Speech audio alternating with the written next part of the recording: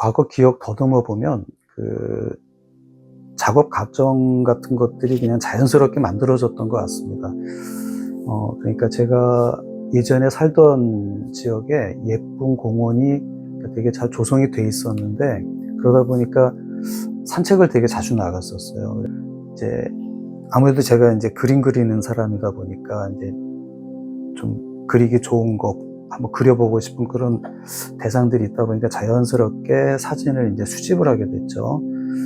그래서 그렇게 곤충 채집하듯이 이제 이미지들을 채집을 해 놓은 것들이 차곡차곡 쌓이고, 그리고 또 때마침 그때쯤에 제가 일러스트 작업하던 거에서 이제 회화 쪽으로 전향을 했었어요. 처음에 화두가 이제 무엇을 어떻게 왜 그리느냐를 가지고 제가 그 화두로 이제 고민을 많이 했었는데, 때마침 이제 특히 이제 무엇을 어떻게 그리느냐, 그 두 가지에 집중을 했었죠. 근데 그 공원에서 많이 찍어 놨던 이미지 채집됐던 것들이 거기에 바로 적용이 됐던 것 같습니다. 제 생활에서 그냥 자연스럽게 그렇게 그쪽 방향으로 작업이 진행이 된 것이죠. 그래서 그 스케치를 많이 모아놓고 어느 시점이 되면은 그 중에서 이제 제가 물론 이제 스케치 과정에서 부분적으로 메모를 했습니다. 그러니까 뭐냐면은 어느 시점에서는 뭐 이제 똑같은 나무라고 해도 노을이 질 때 나무의 모습이 하고 그다음에 아침에 보는 나무의 모습이 또 다르기 때문에 그런 것들은 제가 틈틈이 이제 스케치 옆에다가 메모를 했었죠. 그래서 이제 뭐 가령 그림자 처리를 조금 더 뭐 디테일하게 표시를 한다든가, 아니면 나뭇잎의 컬러를 좀 더 저채도로, 아니면 옐로우가 더 섞인 듯한 색으로 좀 표현했으면 좋겠다, 뭐 이런 식으로 이제 메모도 곁들여서 작업을 했었고요. 그래서 그렇게 모아진 스케치들을 이제 캔버스에다 이제 옮기는 작업을 시작을 하게 됐는데, 캔버스 크기에 맞는 일단 종이를 준비한 다음에 이제 그게 스케치의 밑 바탕이 되는, 그러니까 원본 스케치가 되는 거죠. 그래서 거기다가 스케치로 옮기고 그거를 캔버스에다 씌워서 그 형태를 이제 그림 그게 배겨나게끔 그 캔버스에 옮깁니다. 옮기고 나서 거기다가 오일 파스텔로 이제 촘촘하게 다 메꾸는 거죠.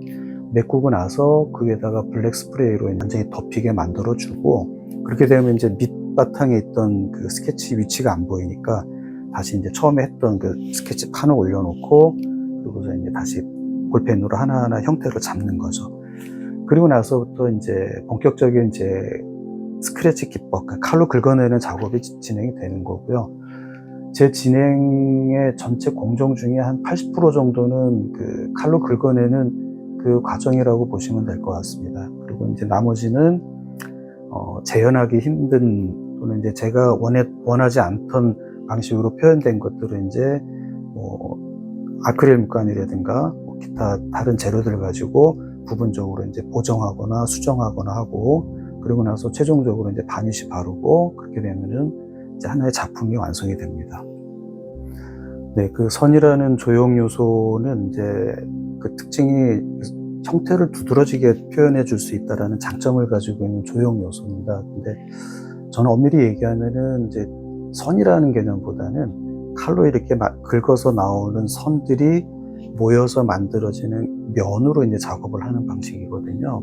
그러다 보니까 이제 아무래도 그 일반 작가들이 주로 쓰는 이제 물감, 이렇게 보면은 붓질이라고 얘기하는데, 그 붓질의 느낌, 뭐 요런 일종의 마테르 형식이겠죠. 이제 표면적으로 보여지는 느낌, 그게 아무래도 제가 쓰는 재료하고는 이제 확연하게 다르다 보니까, 그리고 이제 표면에 보여지는 느낌 자체가 붓질하고는 이게 칼로 긁어내는 느낌하고는 또 다르기 때문에 그 안에서 제가 이제 작가로서 정서적인 이제 쾌감을 느끼는 것 같고요. 그리고 이제 그 면들이 이렇게 중첩이 되다 보면은 이제 좀 풍성해진다고 할까? 그 안에서 또 새로운 마테리얼가 많이 형성이 되거든요. 그러니까 거기서 이제 더더욱 제가 이제 작가로서 정서적인 쾌감을 느끼는 것 같고요. 아마 이런 문제는 대부분의 작가들이 이제 공통적으로 이제 연구하고 집중하고 많이 들여다보는 이제 그 작업 방식일 것 같습니다. 그래서 그 다른 작가들과 어떻게 하면 내가 차별화될 수 있는 느낌 좋은 그림을 그릴 것인가에 많이 집중들을 할 텐데, 저 또한 이제 마찬가지로 이제 그런 고민을 많이 하죠. 근데 이제 저는 워낙에 이제 스크래치 기법 기법이라는 방법을 채택을 하다 보니까 자연스럽게 그냥 그런 형식이 만들어진 것 같고요. 그 다음에 그 선들이 모여가지고 이제 어떻게 감정이 전달이 될까라는 문제는 그냥 그런 것 같아요. 나무들이 사람들에게 주는 그 정서적인 안정감 같은 거는 그 제가 이제 그려내는 스크래치 기법에서 이제 블랙하고 유채색이 만나면서 저절로 이제 채도가 떨어지는 그 느낌하고 정서적으로 좀 부합이 되는 것 같습니다. 그러니까 자연스럽게 뭐 자연이 주는 안정감이 제 기법하고 이제 좀 어우러진다고 볼 수가 있겠죠. 실제로 그 빛이 존재하지 않으면 이제 블랙으로 존재를 하겠죠.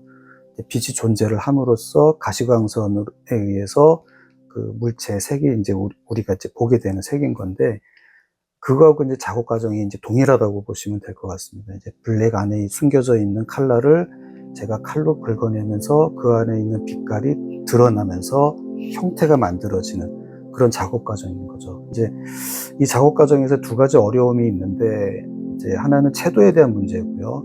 또 하나는 그 형태가 표현이 되는 게 좀 자연스럽게 그 물체가 배경과 자연스럽게 스며드는, 그러니까 일종의 스푸마토 기법 같은 뭐 그 정도의 자연스러움은 아니지만 어느 정도 자연스럽게 스며드는 그거를 추구하고 싶은데 그게 좀 어려움이 있습니다. 먼저 이제 채도의 문제 같은 경우는 제가 칼로 긁어내면 이제 유채색이 드러나고요, 선으로. 그 옆에는 이제 긁어내지 않은 부분이 이제 블랙으로 존재를 하다 보니까 두 개의 선이 만나는 거죠. 근데 이 두 개의 선이 이제 병치 혼합이 돼가지고 색이 섞여 보이기 때문에 그 아무래도 이제 그 유채색이 채도가 좀 떨어지는 경향이 좀 있습니다. 그래서 그 조절하기가 어려운데, 간혹 가다가 그 유채색의 채도가 워낙 높은 경우에, 그러니까 이제 아주 원색인 거죠.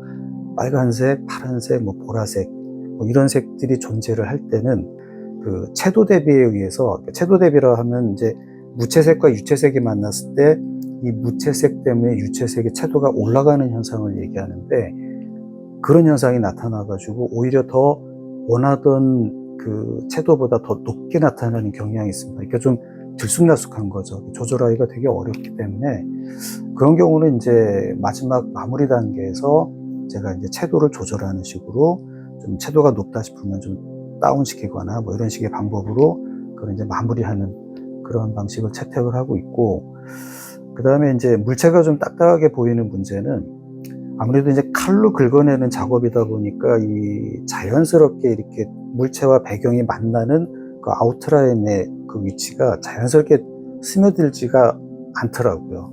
이제 이게 피겨와 그라운드의 문제인데, 그러다 보니까 이제 제가 완성을 하고 나면은 이제 물체의 아웃라인 부분 중에서 일부분 같은 경우는 마찬가지로 이제 물감이라든가 아니면은 칼로 부분 더 중간 톤을 표현을 해가지고 자연스럽게 이제 표현하려고 노력은 하는데, 지금 현재도 지금 요 문제 같은 경우는 현재 진행형으로 제가 많이 고민하고 어려워하고 있는 부분이기도 합니다. 네, 제가 생각하는 예술은 그 새로운 영감이고, 그 영감을 타인에게 친절하게 이렇게 표현해 주는 거, 이제 그게 저는 예술이라고 생각을 하고요. 그다음에 예술을 통해서 이루고자 하는 거는 이제 좀 거창한 얘기일 수도 있는데, 제 삶의 히스토리에서 이제 좀 찾아보자면은, 제가 한 20여 년 전쯤부터 이제 역사에 굉장히 관심이 많아서 이제 특히 이제 상고사, 오래전 이야기, 우리 역사에 대한 책을 좀 많이 접했었는데, 이제 그러다가 그 내용 중에 이제 이런 내용이 있었어요. 아메리칸 인디언들 같은 경우는 그 우리하고 이제 조상이 같고 같은 뿌리다, 같은 핏줄이다라는 그런 내용을 또 보게 됐고, 인디언들에 대한 그 책을 이제 제가 한번 만나게 됩니다. 이제 유시아 시인이 쓴 나는 왜 너가 아니고 나인가, 뭐 이렇게 두꺼운 책인데, 그 책의 내용을 보고선 제가 되게 많이 이제 놀랐었죠. 뭐냐면은 아메리칸 인디언들 같은 경우는 그냥 문명화되지 않은 그 지역의 토착민들, 그냥 우리하고 같은 뿌리를 둔 사람들,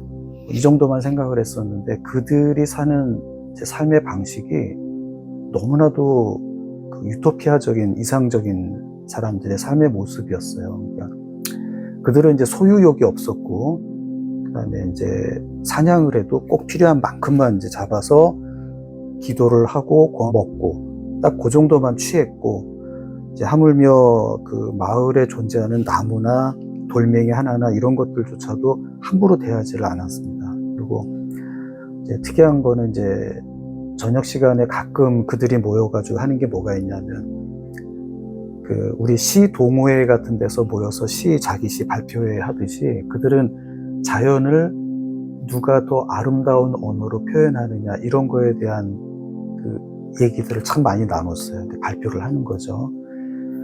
이제 그런 삶의 모습을 보면서 이들이 정말 진정으로 그 문명화된 사람들이다라는 생각을 많이 했었고, 저도 이제 거기에 이제 영감을 받은 거죠. 그래서 그들이 언어로 자연을 숭배하고 찬양하듯이 저도 그림으로 자연을 멋있게 표현해서 사람들이 이거를 보면서 그런 비슷한 감정을 느끼게끔 하면 어떨까라는 그냥 작은 바람으로 이제 그런 마음으로 지금 작업을 하고 있습니다.